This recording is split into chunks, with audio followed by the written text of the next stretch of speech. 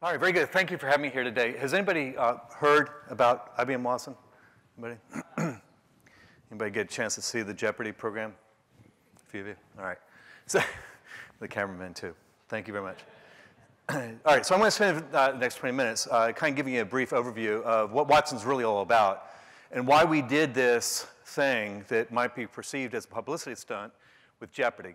I want to start with sort of the fundamental motivations behind why we believe that cognitive computing is an important feature in our industry and within businesses that today are subject to information, and that is this notion of information overload. Today, here in March 2015, today we will see about 2.5 exabytes of information produced. 2.5 exabytes, that's 2.5 billion bytes of data. To put that in perspective, that's about 650 billion Harry Potter books produced today, right, in terms of information. And that information is overloading everybody, absolutely everybody, whether you're in the medical industry, in the sciences, in academics, in retail, in finance. I don't care what industry you're in, the amount of information that's being produced is more than we as human beings can consume and make sense of. And so we need analytics. We need computing systems that are capable of consuming this information, synthesizing it, and refining it for our purposes. The problem is, and you can just barely see this on there, but there's a red line, right? That red line represents how much of the information of those 2.5 exabytes of data that's being produced today, how much of that is in a form that computers have been unable to read. That is, it is in a human form. It's in a human form of expression that could be in terms of literature, could be audio, could be video, right? But it's materials that we use as humans to communicate with each other, which generally is not the form that computers have been able to operate with.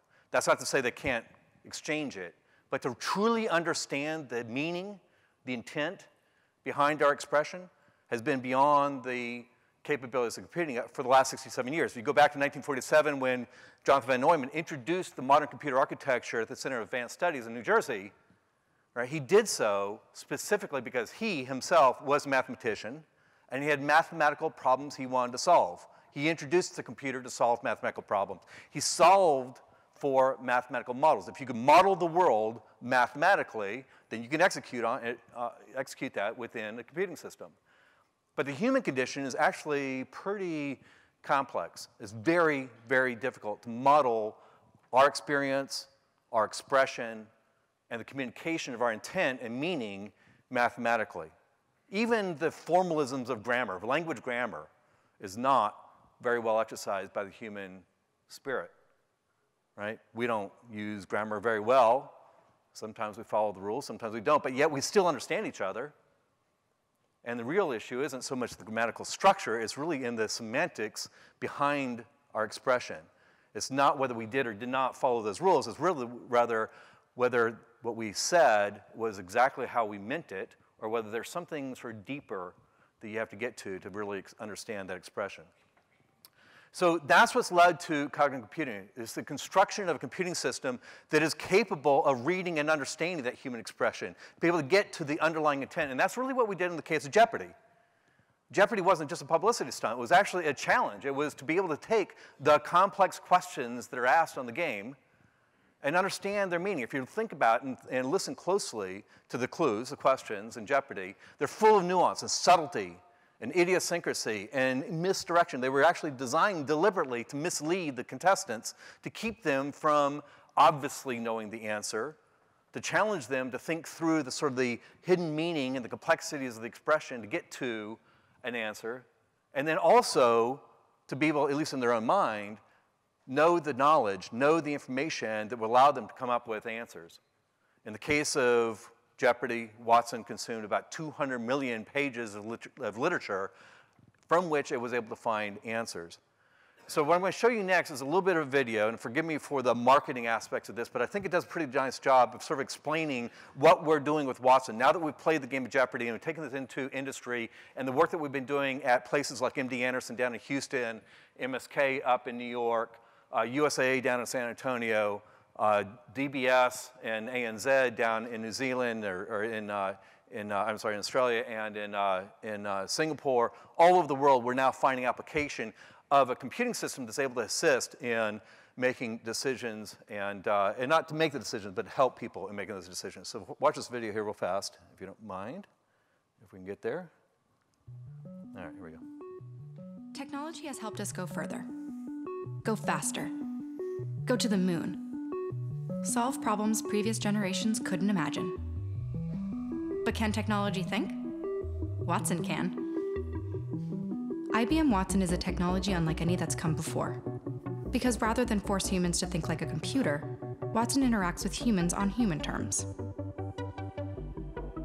Watson can read and understand natural language, like the tweets, texts, articles, studies, and reports that make up as much as 80% of the data in the world.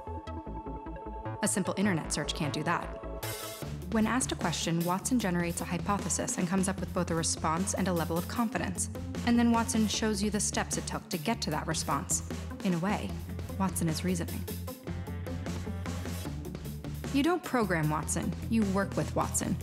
And through your interactions with it, it learns, just like we do. Every experience you give it makes it smarter and faster. But in addition to learning, Watson can also teach. A new generation of doctors are helping Watson learn the language of medicine. In turn, Watson is helping teach doctors by providing possible treatment options.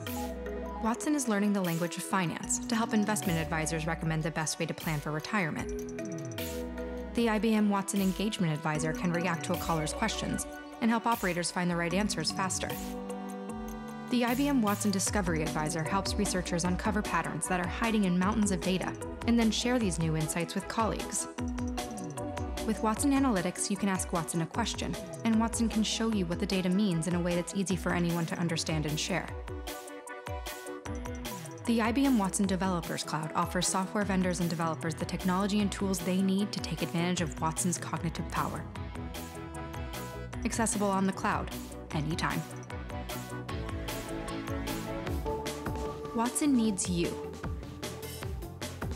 This generation of problem solvers is going to learn much faster with Watson, and Watson, in turn, will learn much faster with us.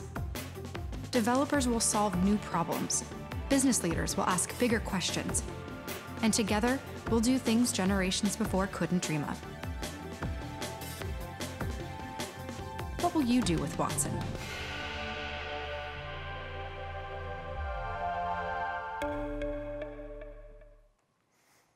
Okay, so to kind of understand this notion of reasoning, the fact that we claim that Watson is reasoning, you have to kind of step back and think about how we reason, we as human beings reason. And we kind of break it down into these four elements. First of all, we observe. We observe the world. We observe the things that we are encountering in our experiences. From that, we begin to interpret. What is the meaning of that? What does it really suggest to us? Right? We evaluate it. We look at the trade-offs. Right? And then we take all that and make decisions. Well, those are much of the same kinds of things that we've embodied within the cognitive computing system. Right? We really kind of focus on, this notion that cognitive systems learn. They're not programmed. We don't go in and write a bunch of software and say, here are the instructions of behavior that we want the computing system to perform. We present to the computing system, right, the experiences of language, of interaction, of questions and answers. We train it with a question and answer set that we refer to as ground truth. Not universal truth, because you've got to remember, in our world, the world of humans and our human interaction, rarely are we dealing with absolute truths, right? Rarely, even amongst the best experts, will you find complete consensus and agreement on the answers that any of us might produce. We're always dealing with contextual and conditional situations, and that's evident with our language and the way that we express ourselves. It's evident in the way that people ask questions. It's evident in the way that we reason through the axioms of logic. So we begin by teaching Watson what these relationships might mean and how to recognize the patterns in our language that give that language meaning. Again, you know, we as humans, we don't go around with this big dictionary in our head looking at each individual word that we utter and attempting to refine from its definition an understanding of what each of those in combination might mean. We don't sort of look at the sentence but having broken it down by words. We really kind of look at the patterns. And we do this so subconsciously that sometimes we're not even aware of how patterns convey meaning. But it's in those patterns that we actually derive most of our intent. And the same thing's happening here. The cognitive system has sensitivity to different elements, the features of our world that it looks for patterns in. And it's those patterns that we use to teach it whether to consider a particular combination as being meaningful, right? We also go around and focus heavily on the forms of human expression that we embrace within our daily life. If you think about the last 70 years of modern computing, we as humans have had to adapt to the constraints of the computer. Even think about your modern applications today. Look at your cell phone and the apps that are on that. Right? You're having to enter in through text fields or radio buttons, right? Those aren't natural. Those aren't the things that we would use to communicate with each other. I wouldn't go around sort of, saying, okay, fill in the box here and expect you to type that in order to communicate with me, nor would I want you to push my buttons. But we've learned to do that. We have adapted, and one of the reasons that we've done that sort of successfully is because that's one of the things that humans do. We adapt. But in reality, that's not natural. And so what we've done is basically with the cognitive system, force the cognitive system to adapt to us, to recognize us in our own terms, to recognize the way that we speak, that we type and enter information when we write it down, or the way that we visualize information even. And so we focus on changing the relationship between the human and machine interface. Third, we measure these systems in terms of expertise. As I said, there's very little universal truth in the world. There's a lot of sort of consensus and agreement, but all that agreement tends to be conditioned on context. So rather than measuring these computing systems in terms of being right or wrong, like we would normally do with a system that has been programmed and can be measured against mathematical models of correctness, in the cognitive system, we expect these things to evidence the same kind of expertise that we look for from each other, reinforced by things that allow us to maintain some trust in those systems, just like we do with each other. If we have an expert in the room, any experts here?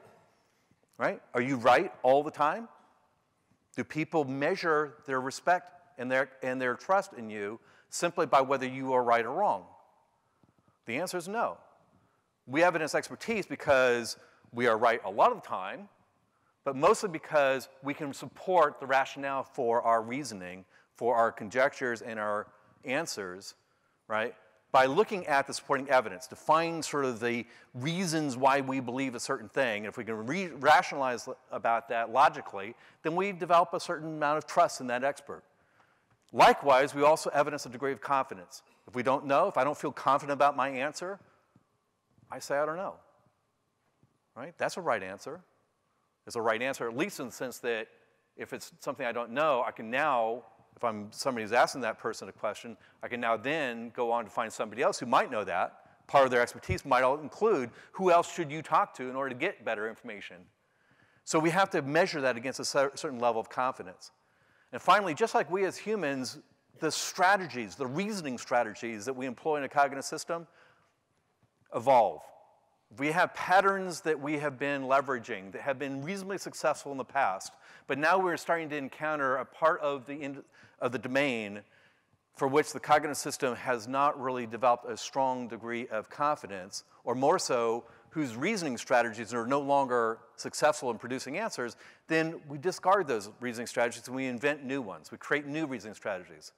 We do that automatically ourselves. As human beings, we're always learning new reasoning strategies. If we encounter some that are no longer successful to us, we may go off and refine a new one. This is what we rely on science and education to do for us, right? This is what we expect from our experts in the world, is to introduce those new reasoning strategies. But we are also a finite resource, and so therefore, if we have reasoning strategies that are no longer successful for us, we actually want to discard those because they get in the way. They consume resources that are preventing us from then applying that resource to a new reasoning strategy. And the same thing happens here in the cognitive systems as well. The difference is it's able to do this at a massive level of scale. I can apply thousands, or if not hundreds of thousands, of cores of computing power, right, and terabytes of memory to both retain the information of what it's learned as well as its reasoning strategies that it can incorporate in determining answers to questions that might be asked. Since then, we have kind of broken down the world into solutions, applications, and partners. These are things that we have leveraged to kind of advance the art of technology, but also to expand it into other areas of utility, obviously well beyond the simple case that we had in the case of Jeopardy.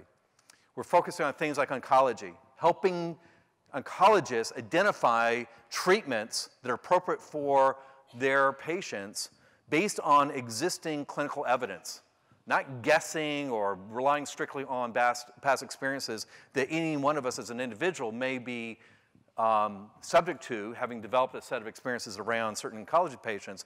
But if we can help doctors then identify treatments that they may not be thinking of only because they haven't had experience with it, based on the available clinical literature, having been able to read all the available literature that is being produced every day and every week, right, then we can actually deliver to that doctor choices that are perhaps better for their patient. Again, I want to emphasize, we're not taking the decision-making process away from the doctor. We're amplifying their creativity by offering them choices that they may not be thinking of, still allowing them to make the decision, but being able to make that decision based on better information.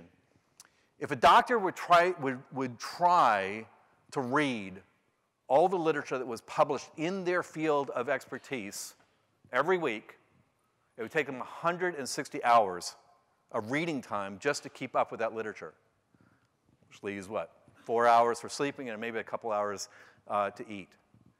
So this is an example of where the amount of information is overwhelming professionals like doctors. And by making this information available to them, by reading that for them, we can assist them in their process so they can actually make better, more informed decisions. And that's what we're looking at. Again, same thing in the area of wealth management. In the area of culinary arts, you may have seen this. We had an exhibit of this down at South by Southwest last week. We brought in Chef Watson. We actually brought it in a year ago in a food truck where Chef Watson was inventing new recipes, right, for foods that we were able to, then the chefs were able to cook and present and give out. But it was an idea that was born from the notion that, you know, we don't have time to examine every possible combination of ingredients. In this particular case, there's about 6 quintillion permutations of ingredients that you can apply in the construction of different kinds of foods and recipes, right? Nobody has time to go test all 6 quintillion permutations of ingredients. Right? But by knowing something about what kinds of ingredients go into creating a certain type and style of dish, you know, what's the difference between a salad and a quiche? What's the difference between Vietnamese versus Southwestern? Those are flavors. Those are construction techniques within the culinary space that are the system's able to understand and produce. And then we added to that the science of taste chemistry so that we could understand the chemical compounds that go into different ingredients and from which we can then understand what ingredients pair well to generate a particular taste, right? And of course, out of the 6 quintillion, there's plenty that don't taste good, so you just get rid of those. But by looking at what's left over, you can present to the chef a list of ingredients that when they take that and produce a dish, actually enhances their creativity because you're realizing capabilities that you've never been able to experiment with before. One of our business partners, Fluid, is working with North Face to enhance the experience for consumers looking for equipment that's appropriate for them in their particular area of interest. So in this particular case, this is, you know, if you are going to take a trip down to Patagonia, it's going to be a 10-day camping, high-altitude camping trip. You know, what is the best equipment for you? Think about your experience today as a consumer. If you had to go out and try to figure that out by reading all the blogs and all the opinions and all the different articles that are out there about that, it might take you a long time to figure out what the right equipment is. But if you have a system that's able to kind of read some of that for you and present to you the ideas that are evident within all that material, limited to your particular context, to your particular preferences and your background, knowing something about you, then in fact it can assist you in making those decisions. Bright Minded is introducing an application that assists people in their exercise routines by knowing something about what is appropriate for exercise. What are the techniques of exercise that are available today? Having read through all the literature about the different kinds of exercise and how it applies to your particular set of conditions, how it applies to your physiology, to your background, your interests, right, your capabilities, and bring that to your table. And then Elemental Path, who's introduced a stuffed animal with Watson embedded in it, right, enabling students to not only ask and answer questions, but also to help them through their educational process by attenuating the educational steps of education to their particular rate and interest and capabilities as they learn. Elemental Path, I'm not sure what happened to the video there, but Elemental Path went out to I'm sorry, I'm blanking on the name, but anyway, to go raise some money, right, for their new startup. They were able to get 3 times their goal within 24 hours. And it's sort of indicative of the rate of interest the marketplace has in these projects. Kickstarter, I'm sorry, I don't know why I couldn't think of that. But anyway, they went to Kickstarter and were able to raise 3 times the amount of money that they set as a goal in the first 24 hours. I think right now they're about $250,000 of money that they've raised. We've been doing some work with SoftBank. SoftBank is a telco in Japan who will take Watson's cognitive capabilities and make it available to their business partners and their ecosystem to facilitate that marketplace. So to kind of help this, we've created a platform of cognitive services. And not all of them are just about the question and answering system that you may have been familiar with from the days of Jeopardy. We've expanded the application of cognitive computing to other reasoning strategies, including understanding something about personality. If I can read your literature, things that you've written, and derive a certain amount of information about your personality, are you an introvert, are you an extrovert, then it actually allows the cognitive system to do a better job of providing to you answers that are appropriate to your particular level of interest. If you're a person that prefers a sort of elaborated answer, by knowing that, we can actually adjust the system to recognize that about you and provide a set of information or answers in a way that's appropriate to you. Just recently, we added 5 more services, and the point behind this is really that what we expect now is to see this proliferation of different cognitive services representing different cognitive strategies or reasoning strategies that when we aggregate those can actually build systems that are more appropriate to the interactions, the domains that we want to get into. Last year, we had 10 universities throughout the United States teach Watson and the cognitive computing process. We took all 10 universities, we allowed them to kind of break their students up in different groups, and each group presented an idea of how they could apply cognitive computing to some particular business venture. And then for each university, they selected one team to come forward for a final contest. We had, at the end of the day, about 8 universities, right, present ideas about new businesses that they could start up.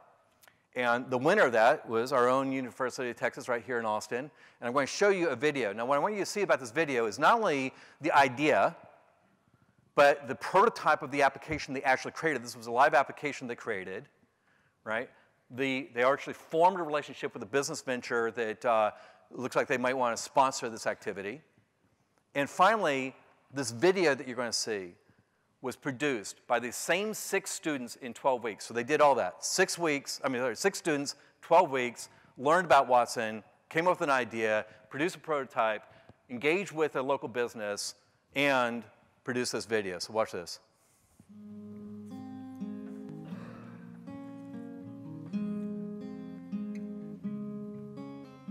Navigating social services is hard. Drifting through the wind, wanting to start again. Do you ever feel you're so paper thin, like a house of cards? 49% of the US population relies on some social service. That's a lot of people who have a lot of questions. No one seems to hear a thing. Do you know that there's still a chance for you? There's a spark in you. You just gotta ignite the light and let it shine. Just don't. Until now, the people who rely on these services have had to call the 211 hotline to get answers. 'Cause baby, you're a firework. Come on, show 'em what you're worth. Make 'em go, At Call Scout, we created a better way to answer these questions. We partnered with the 211 call center in Austin, Texas, to create an app that uses Watson technology to help people navigate the complex world of social services. From healthcare to food pantries, the 211 app provides answers to the questions that matter most. You don't have to feel like a waste of space. You're original. The 211 app also allows people to do things that they previously couldn't over the phone, such as rating service providers and providing updates for the services that you use the most. The 211 app has been approved for a pilot by the state of Texas, and we're on track to make information more accessible to its 27 million residents. So we awarded this team $100,000 to kickstart their business, and I'm proud to say that they're now well on their way towards creating a business to take this application forward. And the point behind that, of course, is that this technology is not a novelty. It's not something that we created just for technology's sake. It wasn't just simply to advance the art of information computing. It was really to help people solve real-world business and social problems. And so this team sort of exemplified the real spirit of what we're trying to accomplish here with Watson. But it doesn't stop there. We're doing work in the research lab now to advance the cognitive processing of visual information, starting with X-rays and MRIs that we may be able to look at and see anomalies and use that as advice to help doctors do a better job of diagnosing patients in both brain tumors, cardio related issues, et cetera, et cetera. We're going on to looking at a hardware-based embodiment of the synaptic, or what we call neuromorphic computing. This is simulating human synaptic and neural structures as a more efficient way of recognizing patterns within these cognitive processing strategies. We're continuing to enhance our reasoning capabilities, including now what we call inference chaining. That is a situation where you cannot infer an answer directly from a question, but rather have to reason through a series of inferences. A good, sort of an obtuse example of that is, does diabetes cause blindness? Well, no, it doesn't. Diabetes causes high blood sugar, and high blood sugar could cause blindness. So you see in that case, you can't directly infer blindness from diabetes, but you can indirectly find a path that suggests the correlation between diabetes and blindness. And that sort of level of sophisticated reasoning is evident in a whole bunch of industries where the problems we're trying to solve are much more difficult than just simply answering Jeopardy-style questions. And then, of course, we're also looking at the problem discovery. Now, the last area that I'm going to just mention to you is, again, we're trying to change the relationship between humans and computers. And while we're all used to kind of interacting with computers on a flat, two-dimensional screen interaction, right, through applications that present their limited capabilities of interface, and now we're beginning to experience the idea of interacting with computers through voice, as you may have experienced with Siri or Google Voice or these other technologies that are out there that allow me to sort of speak to my computer and have it understand my vocal presentation of my utterance, right?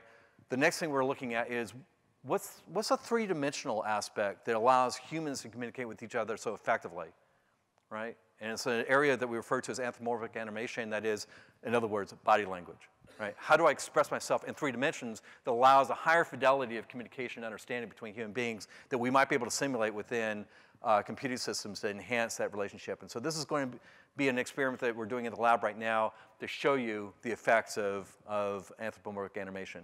Our ability to kind of identify and understand what, in this case, the robot is doing is enhanced by seeing it go through that sort of animation, that body language, the expression that it uses its arms and its hands to punctuate, and uses its face to recognize who's speaking and introduce a higher dimension of interaction and concentration between, in this case, the computer and the human. So these are all experimental, obviously, at this point. We have a long ways to go, and while what you saw here is perhaps impressive from the limited scope that we showed you, the reality is this ability to adapt to an infinite number of variations that we as humans experience every day is still quite limited. So I don't want you to go away thinking, hey, we got the whole world of cognitive computing and cognitive reasoning in the human spirit completely contained. We don't. We're nowhere near that. We're just barely scratching the surface. But that said, I think we have unlocked some of the key essential elements that enable a cognitive system to reason about the world in much the same way that humans can, and from which we can then get better value, right, in dealing with all the information that's being produced in the world that we're exposed to. So with that, I'm going to end simply to say that we are in the process of creating utility in a number of different industries. I've mentioned healthcare, of course. I expect that there's going to be a strong role that cognitive computing can play in the world of energy. And of course, the challenge to us right now is to figure out how we exploit that. Thank you.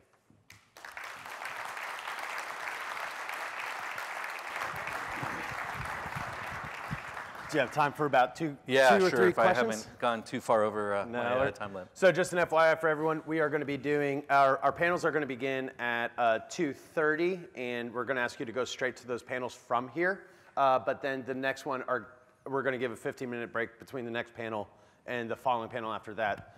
There will not be that roundtable perspective at the end of the day. We really just want everyone to have a good time leisurely, be able to soak in the content for the last two panels so that we can also get this time with Rob here. Jeff Weiss, I saw you looking for back there. First question, I know. Thank you. Really enjoyed your presentation. I have an exceptionally infamous question for you. I was just curious as to, I was just curious as to how you and the Watson team address the concerns for perhaps you're putting us on a path to a dystopian future where HAL or Skynet or something is eventually going to destroy us. Thank you so much for addressing that. The Terminator question from a guy in Texas. Imagine that, you know? Right. That's so surprising, but go ahead. It's been good knowing you. No, look, I mean, we have a certain responsibility as scientists and as engineers to make sure that, we use technologies in a fruitful and productive way. And that's not to say there aren't people out there that will find ways of using technology in destructive ways. It's bound to happen, but it's our responsibility as a society to gauge and corral that work. That said, it's also very important to understand that notwithstanding all the things I've sort of claimed about the cognitive capabilities that you see within Watson and other cognitive systems today, we cannot be naive about how rich our own human cognition is and how far we are from being able to replicate the entirety and the entire spectrum of that, our own cognitive capability. We have no idea what it takes to try to create dreaming or imagination in the cognitive system today, both of which, of course, are necessary prereqs to these systems replacing us. Even more so, though, is that there is sort of an economic constraint here as well, which is to say, is there economic value in exploiting these cognitive systems in that way?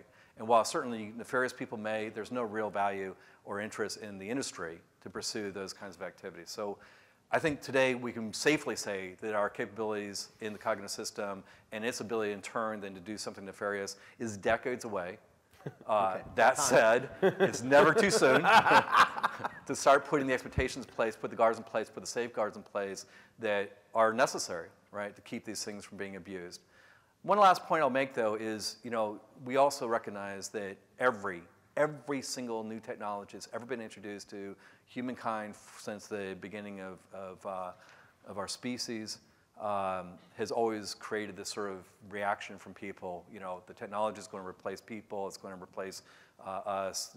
People have these nefarious notions that they can attribute to these technologies. But our role and our objective here is to use cognitive computing to amplify human strengths, right? The human strength of cognitive evaluation, especially in the area of literature. And to that point, I mean, especially with so much literature in our field, has your team perhaps thought about sort of going through all the MIT technology reviews of the last 2 years and being like, oh, for what it's worth, we're seeing these 3 things keep popping up, and these are the things that you should start tackling. I could see that applicable for the environmental sciences. I could certainly see this. I mean, you seem to be tackling the social media through poverty issues and public health, safety, and welfare, the core things of society. But what about our environmental and global issues? Can you guys tackle it in that same kind of format? Yeah, actually, it's very interesting to bring that up because we are working with a professor at MIT who is solving. Why not at UT? Well, that's a possibility too. A particular project we have going on at MIT is interested in understanding how cognitive computing could be used to help them field all of the proposals that are coming in around the technologies that could be used to help humankind respond to the effects of global warming. Rather than attempting to solve the problem of global warming, just knowing that we're going to see some pretty dramatic environmental effects. And that's going to impact humans, it's going to impact society, and what are the techniques that could be used to help protect people from those effects or recover from them when they do occur. They have thousands and thousands of proposals coming in all the time, and they're incapable of keeping up and just reading the proposals. So indirectly, yes, it is already being done. We are faced with literally, I probably get 5 or 10 proposals every single day for Good ideas. applications of cognitive computing. The problem right now isn't whether we can think of ways of using it. The question is, who do we have as skilled resources who are able to do this, which is why we've opened it up to an ecosystem. We do have 2 more questions that we need to get to, but Okay. the human capital side of your team, please, I mean, we've heard a lot of executives talk about human capital, how important that is in finding these solutions. Tell us about your team. Tell us a little bit about your group and how you guys do get the right people in front of the right tools to have that cascading opportunity multiplier. Yeah. It's still somewhat of a limited skill population that we have to select from. We are seeing this tremendous resurgence and interest in the academic level Yes. around artificial intelligence. We went through what we refer to within the industry as the winter of artificial intelligence, where after the 1990s and the early 2000s, Yeah. there was a lot of interest in artificial intelligence that kind of diminished because we kind of reached this glass ceiling. We couldn't sort of improve on the effectiveness of the cognitive systems in simple tasks like answering questions or understanding language. We broke through that with Jeopardy. I think between that and the work that Apple's been doing with Siri and that Google's been doing with Google Now, et cetera, all of that's kind of created a resurgence in focus on artificial intelligence. So we're starting to see a lot more skills coming out of the universities that we can tap from, but still it's somewhat limited. So as I said, we've been kind of concentrating less on the underlying technologies of cognitive computing, which we do within the lab, and more so on the exploitation and leverage of these Yes. cognitive services. And by creating a ecosystem, it's relatively simple to train somebody on how to make use of that. As you saw in the video about the UT students, Yes. right? 12 weeks, 6 students, they figured it out, and they did something very, very effective with I it. understand. Mahdi from Electric Power Engineers. My question is that how you make a cognitive system resilient to being misled basically like human beings. Like, and give you a concrete example, at least from my perspective, which is an engineer. I mean, healthcare system, my understanding, particularly in pharma, there are a lot of funded, projects to basically show the results that the pharma company wants. Yep. How we can guard against that? Thank you. Yeah, it's a really good question, and one that every one of our instances of Watson now is subject to dealing with. I'll give you an example of what we did in the case of MSK, the Memorial Sloan Kettering project on oncology. In their particular case, they are maniacal, absolutely emphatic about what information goes into the system and pre-screening that. Of course, even there, we have to worry about individual bias. So rather than screening that data with the opinion of a single doctor at MSK, they actually have a community of doctors, and they all work on deciding what information is going to be loaded into the system that they generally agree with. And they literally filter out anything that they don't agree with. So unless they have validated sort of the veracity of the information that's being fed in, it doesn't make it into the system. Now, having said that, and keep in mind what I said earlier about expertise, it's not to say that Watson, when it reads this information, is absolutely right all the time. It's not about coming up with the correct answer all the time. It's about coming up with the best answer, right? What is the best set of treatment options that we can derive from having read the literature, present that to the doctor, and then let the doctor make the final decision?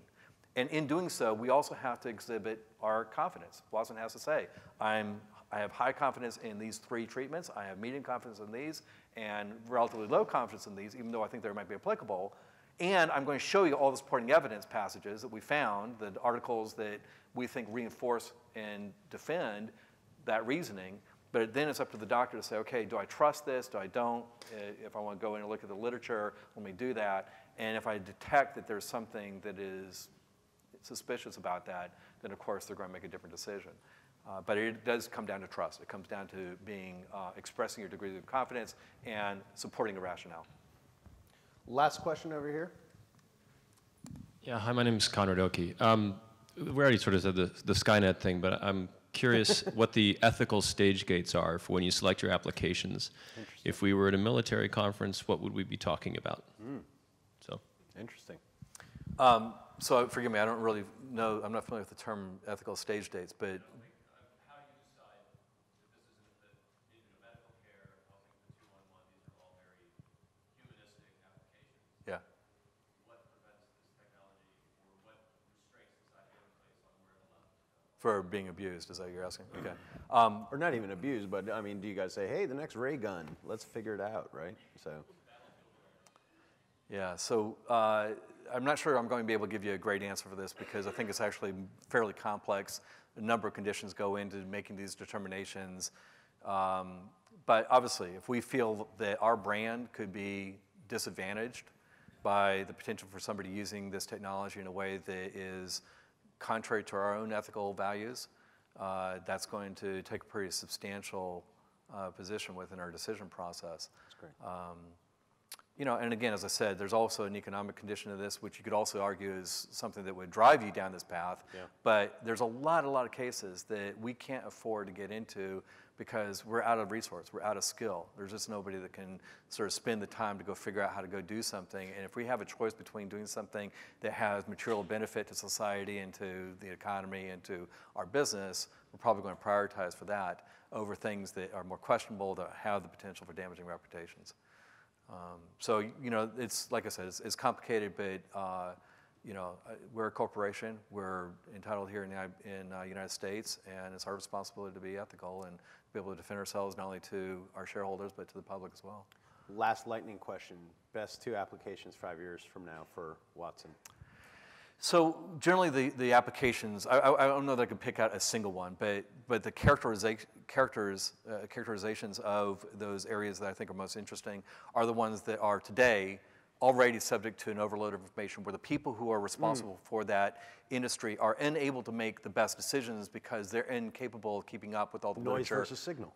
It is, absolutely. And you know, keeping up with all that information, if you look at most professionals in almost any industry, they operate around experiences that perhaps are 5, 10, 20, 30 years old, right? Experiences they've accumulated over that period of time that inform the decision-making processes, but oftentimes are biased by what was true or relevant back 5, 10, 20 years ago, that it may be completely irrelevant today given the advances that they're not aware of, given the rate at which new information is coming in. So number one, places where there is an overwhelming amount of information that today is being underutilized. Number two, where if they had advantage of having something that could inform them based on the very latest literature, could materially change the outcomes of the decisions they make. Like, for example, in the case of oncology, to be able to make a better treatment decision would have not only a material impact on the outcomes of the patient.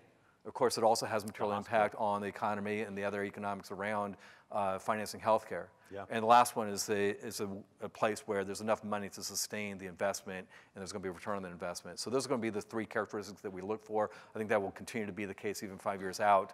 You know, maybe it's prorated a little bit more because there's a broader set of skills and capabilities out there. You're going to be around for the rest of the day, or you got to bop along? I'm sorry, I've got to get on a This flight man out is to a New York. traveler. He's a full-on traveler. Everyone, let us thank Rob High. Appreciate it. Thank you so much for your time. Thank you. Appreciate it.